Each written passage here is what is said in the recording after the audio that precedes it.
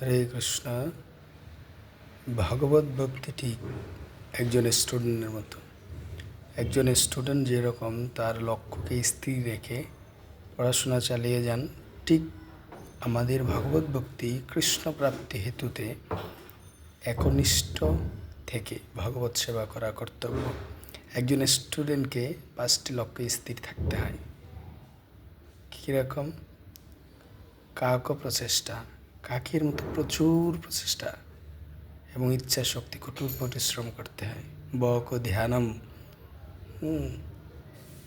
বকের মতো স্থির চিত্তে নিমগ্ন থাকতে হবে।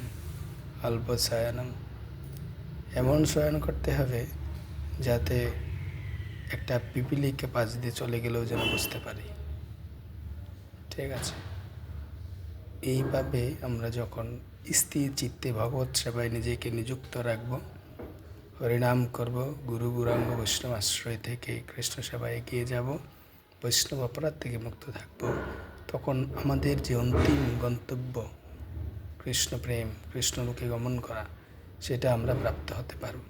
তাই বি কেয়ারফুল। আমাদের সবসময় মনে রাখা উচিত বৈষ্ণব অপরাধ থেকে যেন আমরা সর্বদাই মুক্ত থাকি। হরে কৃষ্ণ।